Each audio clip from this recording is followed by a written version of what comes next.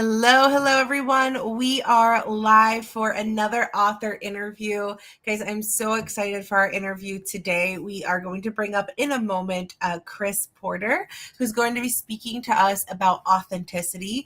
But before I do that, I want to just take care of some housekeeping things. So if you have been watching any of these as we've been doing these events over the last handful of weeks, you will know that we are launching a book called God Belongs in Business.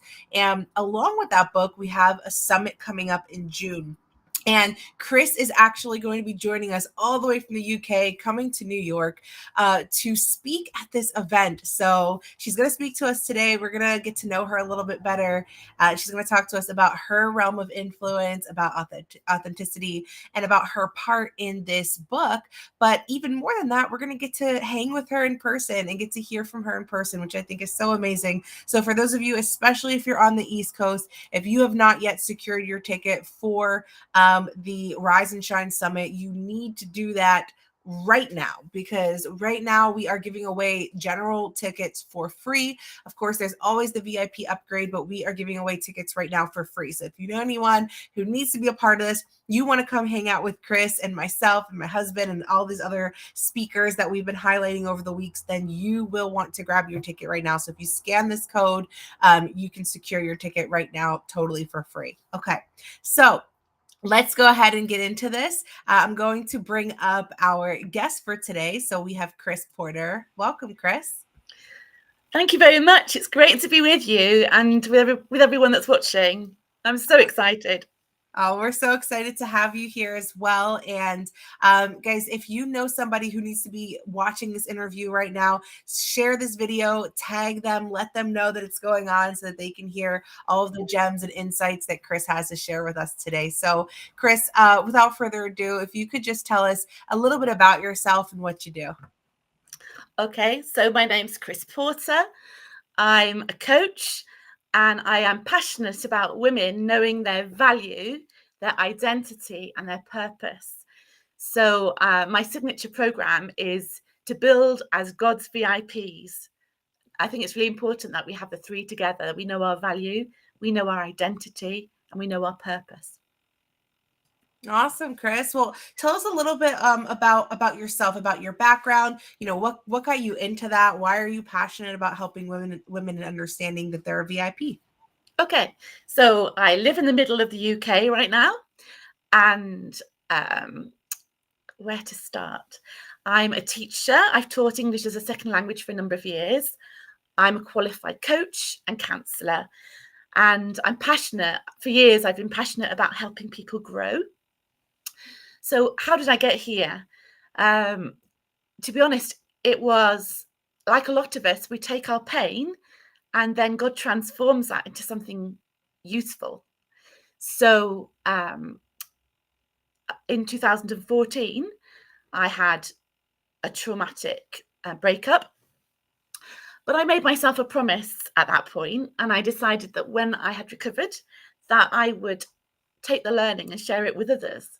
So I'm here to really give thanks to God for what He's done over 10 years and what He's enabled me to learn so that I can share. Because these days I often hear people say, "Oh, you inspire me, you inspire me," and that is the grace of God, and I'm very grateful. So I'm happy to share. Awesome. And I know you explained that you went through something difficult, and God took that difficult situation and He turned it into something beautiful in your life. So can you talk to us a little bit more just about that time of difficulty and sort of that process that you went on to be where you are today? Yeah, certainly. So 2014, I'm going to go straight to the tough bit. So October 2014, nearly a decade ago, my marriage after 27 years had failed.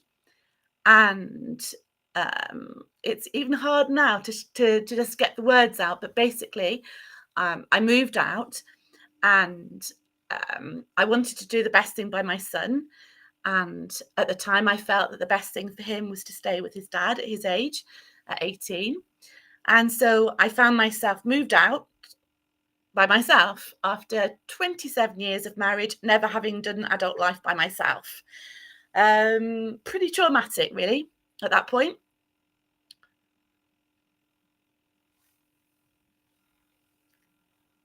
Yeah, of course. And so after having gone through that, what was some of the process that God took you on to bring you to where you are now with what you're doing with coaching? Okay. So he taught me my value.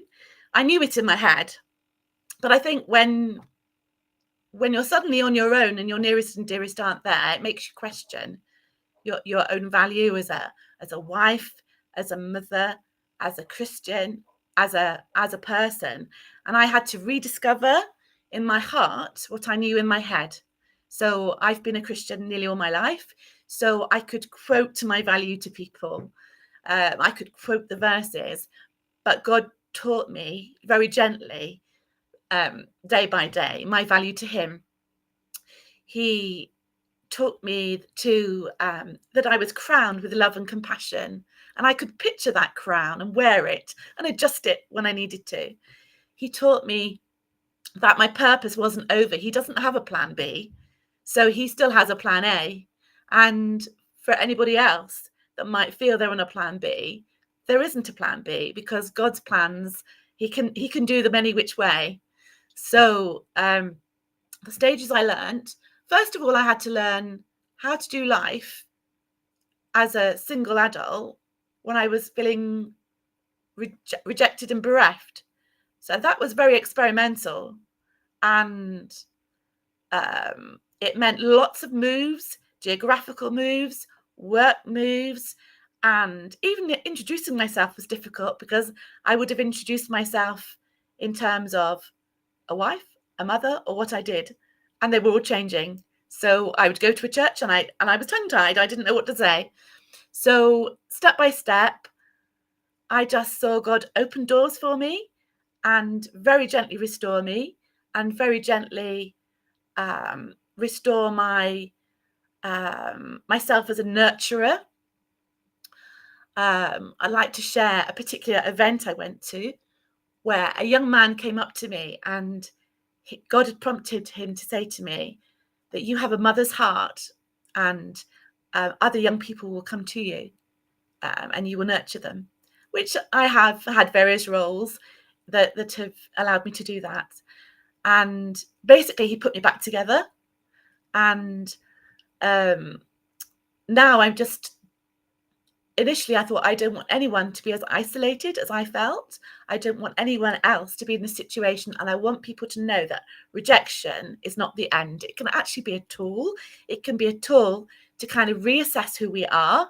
And that's what it's become for me. It's become a way of realizing that my worth is not dependent on anybody, because if our worth is dependent on another person, then it could be up one day and down the next, depending on how people treat us. So I've really lived the fact that my worth is in God, and it's so safe. So I love other people to know that too. That's awesome. And I know that in your VIP framework is value, it's value, identity, and purpose. And I think all of those things really tie in really nicely together. And even talking about, being a VIP, when you think about the framework and the things that God has taught you, who do you feel most called to serve for them to understand their value, identity, and purpose? Okay. So initially, it would be somebody that's experienced rejection or loss, because that I've got a heart for people that have gone through similar things to me, because my ex-husband's remarried and is in the UAE. My son's out of the picture at the moment, and my parents had dementia, one after the other, and then passed away. So that was challenging by any stretch of the imagination. But as I was in the hospital, I had a call from Malawi from a friend, not a call, a message saying, "You're not an orphan." And I was just thinking, I'm an orphan. It's 3 o'clock in the morning. My dad's died. And I looked at my phone, and my friend from Malawi said, "You're not an orphan," and quoted the relevant verse. So, sorry, I'm not sure if I've answered your question. Could you just remind me? Yeah, no. So we were talking about who you feel most called to serve. So you have this Right. VIP thing. So who's Okay. So yeah, people that have experienced rejection or loss, and also women that love empowering women, because as a counselor and a coach, somebody that's gone through lots of discipleship training, I love to empower those empowerers as well. Awesome. And so, and I know that you felt called to have a chapter in this book. I know you're also working on a solo book as well. So talk to us a little bit about, some of the projects that you're working on right now and why you wanted to be a part of this book specifically. I wanted to be part of this book because God had told me to write a long time ago, and I kind of didn't. So when this opportunity came up, it was like, yes, God wants me to do this. I know He does. And um, so, and then the subject just popped into my head: authenticity. It ties in with value, identity, and purpose, and it just dropped in as I was speaking to Daniela. So I said, is there a set list, or can I use this topic? And you said, yes, you can use authenticity. So I just felt it was a divine setup, really, to do that. Other projects, I'm writing a course at the moment on my journey, really. So it covers things like dealing with disappointment, dealing with rejection, dealing with forgiveness, finding your value, identity, and purpose, learning to be self-compassionate.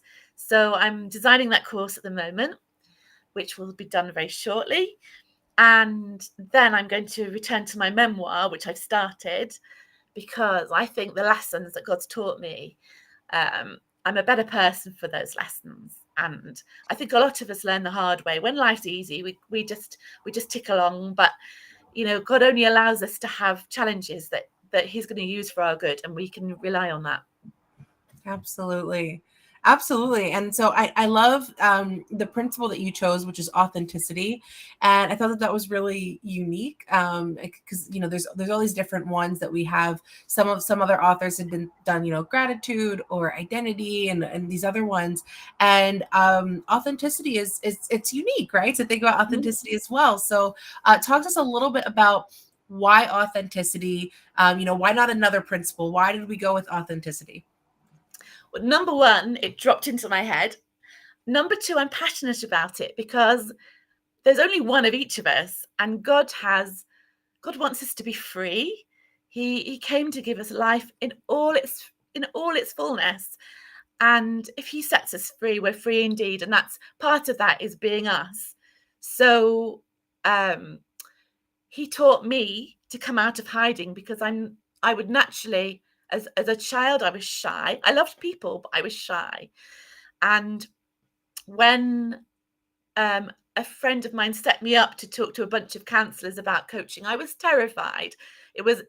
I had little time to plan, and I was just so uncomfortable being up front. But on that day, I then went into, after I'd sort of managed the situation with a room full of people, I then went back into hiding and sat in a meeting where somebody was quoting the quote about don't hide your light. It's a disservice to the world to hide your light, etc. And other people will miss out if you do that. And that really spoke to me. It's like other people are going to suffer if I don't speak up. So after that, I took that on board and thought, you've got to learn to be upfront. And then about a year ago, I lost my voice, and I lost it for the best part of a month. I had to reconsider all sorts of things. How can I do life without a voice? And that's made me so much more willing to say anything to help anybody, because I am now far more grateful for voice note. I had voice notes on my voice box and they've gone. So I'm just so grateful that I have a voice, and I want other women to know the same, that they have a voice, and theirs is unique.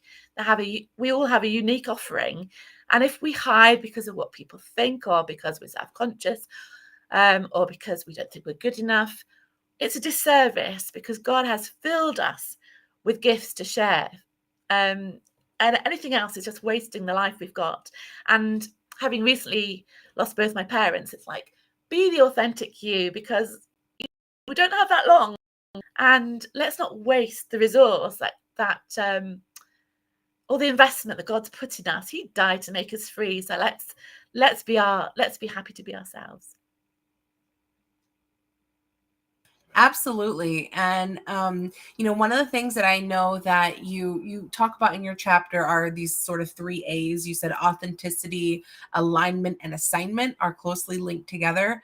Can you talk to us a little bit more about that? I think you started to sort of touch on it when it talks about being your authentic self and how God created you, and that's going to be connected with your purpose, right? And your calling and what you're supposed to do in the earth.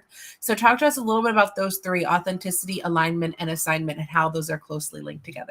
Okay, so when we know our value, when we know our identity, and we can find and fulfill our purpose, then it's much easier for whatever we're doing to be aligned with those values. If we're not clear on our value, identity, or purpose, then other things come into play. So it might be about pleasing others. It might be about guessing what other people need. It might be, or we might not be fully embracing and bringing our creative solutions to problems. So I would say we need to start with being ourselves, and then look at our values and align what we do with them, and not perfectly, but just day by day, with God's help, learning to align our values with what we actually do day by day. And then that leads us into our assignment. So I like to work with people who may be drifting and don't know what their assignment is, or work with teams who need to look at, well, we know what our individual strengths are, but we're not sure where we're going as a team. So that's an additional service that I will be offering. Amazing. And talk to us a little bit about communication coaching, because I know that's something unique that you do. I mean, I've worked and we've highlighted other coaches that teach on these things like identity and purpose, and they all have their own unique thing about them. But I think something that's unique about what you do is that you work specifically with helping people to communicate. So talk to me a little bit about the communication coaching that you do. Okay, so I offer communication coaching, and it also comes under the counselling umbrella that I offer. So I would say that my first strength is rapport building, and some people will come to me and say, I just feel really awkward. I don't know what to say. So it might be looking at role plays and or looking at situations that people have struggled with and look at another way of communicating. But I think it's important to start with, how do we communicate with ourselves? What kind of self-talk do we have? And when we start looking at that, is it helpful or does it hold us back? Sometimes our self-talk, the thoughts in our head can be so negative, we wouldn't dream of thinking of other people in that way. So I like to encourage people to check in and notice what they're saying to themselves and then questioning it. So if it's not helpful, if it's not constructive, then the first step is just to challenge it. Sometimes it can be a big stretch to completely change it, but we can just ask ourselves if that's a helpful way to think. Well, how else could I possibly think? And those powerful questions can take us in a new direction. So that's communicating with self. Communicating with others, I've done various trainings myself that have given me a broad range of how I can match my communication style more with other people. So if somebody is very detailed and procedural, I will try to follow their way of being. If they are darting about in lots of different directions, then I'll know they're happy with that, and I will listen and do the same. So it's about learning the different communication styles and adjusting our own. And I have found, since I've done that investment in learning more about different ways to communicate, it doesn't mean that I can usually get on with anybody and talk to anybody. Although despite the fact that initially I was quite shy. And then there's communicating with God. So I'm a lifelong learner. So I am currently studying with Roma Waterman and her Heart Song Prophetic Alliance. And that's enabling me to think, to experiment with different ways myself of communicating with God. And I think it's vital when you're growing a business. Everything I want to do, I want it to come out of prompts from God about my next steps. And if they're wrong, then I adjust appropriately. If I've rushed ahead, then I slow down. But for me, it's a shared journey. It's a The whole stepping out in business is goes hand in hand with me stepping out into a deeper, more intimate, more exciting relationship with God. And for times that might mean something as simple as listening to scripture, downloading some Bible art and colouring it in, putting a candle on, and just appreciating slowing down in God's presence. Because I think as business people, we can run, and our minds can be so busy. So I've been teaching myself to do these slowing down activities, and just it's been really, really good. Yeah, that's great, Chris. And I know that communication is huge, right? And it seems like you focus on kind of three different areas. So it seems like it's communication with yourself. So the things you're saying to you, communicating with God is also an important piece to this, and how we were able to relate with the Lord, but also communicating with others. And so I really love that about what you do, and I think that that's something that we definitely need to grow in as business people and just in our personal lives as well. That's going to be something that can either hinder us or help us in our progression, is the communication piece. And so talk to us a little bit. You said you do like role play or something. Talk to us a little bit about that. I don't know if maybe you could give us an example or walk us Okay. through like what a taste of that kind of coaching would look like. Okay, so, and this was really under a counseling umbrella, but it could equally be under a coaching umbrella. So, for example, if somebody, I worked with somebody who really didn't like small talk. So, if she met somebody at the water cooler or at the kettle, she didn't know what to say. So she's a professional, she does her job very well, everyone's happy with her work, but she just felt really uncomfortable. And so I would just pretend to be the person and just give her a few ideas of what she might say. Or if she was meeting somebody, um, going into the workplace and just passing them, again, she felt socially awkward. This particular person wondered if she had some autism and undiagnosed, but either way, she felt socially awkward. So I just made a few suggestions, and they were new to her because she hadn't thought it through before. And then she went away and practiced herself and rehearsed before she had to handle certain situations, and then she handled them with more confidence. Does that help? Yeah, no, definitely. And I think that rehearsing is huge because they say, what you rehearse is what you're going to act out, right? So I was in theater for a lot of years, and I remember that, a lot of it was what you practice, what you say, what you rehearse, and the more that you do it is what you're going to act out. So some people are like, why am I acting like this? Or why is this thing happening? And it's because, well, what have you been thinking?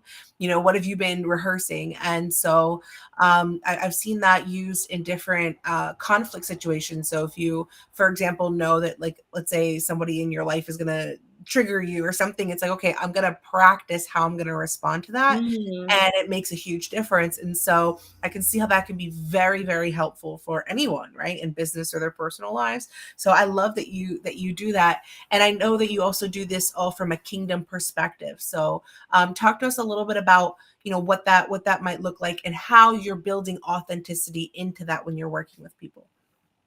Okay.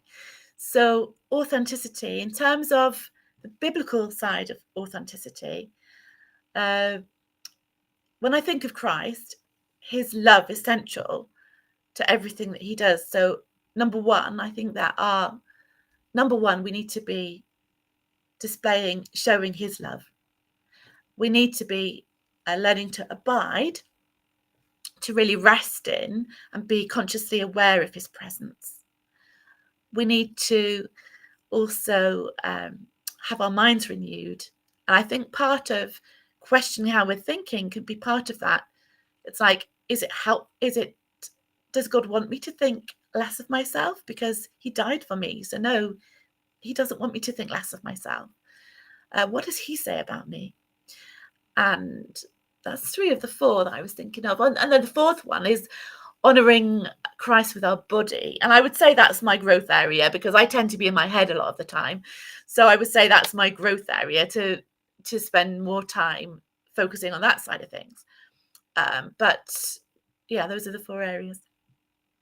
Absolutely. So that's great. And I think, you know, anyone should if they have interest in this and they want to know more, definitely connect with Chris. You can connect with her at chris@cjporter.com or on her personal Facebook. You can connect with her as well. So I'm going to go ahead and put up the QR code for that. Right now it's being blocked by the live, but if you're watching this on the replay, you'll be able to scan that and connect with her. But she's, you know, easy to connect with. And like I said, you're going to want to connect with her. You're going to want to come to that event. You're going to want to grab your ticket. Like I said, right now that's free to register. We have in-person and virtual tickets, and you're going to get to hear more from Chris. So Chris, as we're getting ready to sort of wrap up in this time, is there anything else that you would like to share with those that are listening right now? Okay. So if you'd forgotten everything else I said, or you've just joined now, I would like to say that you are God's VIP. Any women listening and any men listening, you are God's VIP today. He values you unconditionally. The identity he places in you is worth investigating, because we can never fully grasp it this side of heaven. And his purpose for you is unique.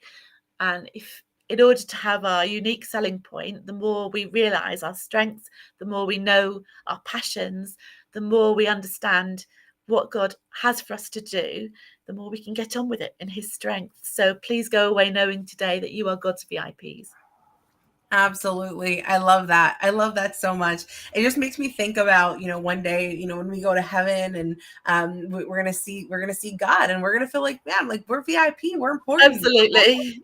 So I love that. I love that you share that. I love that imagery and everything that you do, Chris. And it's just a pleasure to be able to hear from you. So we're about to wrap up. Would you mind just releasing a prayer over those who are listening right now? Absolutely. It'd be a pleasure. Father, I thank you for everybody that's listening to us just now. I thank you for making them, for designing each person. Thank you for the pleasure that you took in designing each person that's now listening. Thank you for your commitment. Thank you for your heart and your passion for each of them. Thank you for your individual purpose. Thank you for the pleasure that you have when you think of them. Lord, you delight over each one, and you sing a love song over each person under the sound of my voice.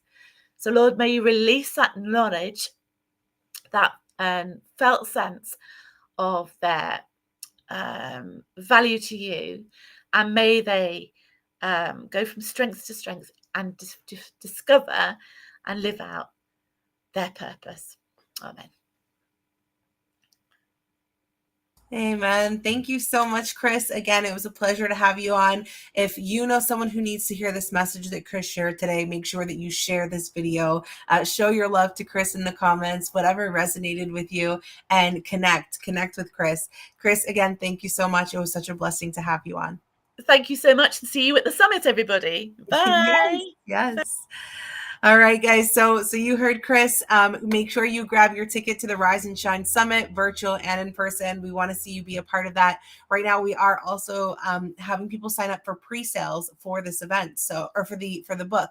So the book is going to launch. We're aiming for May, probably early May at this point. We don't have an official launch date just yet, but we are just moving forward in the process. And I know that this book is going to be impactful. So you'll get to hear from Chris and 11 other authors as well. So thank you guys so much for your time, and bless you all.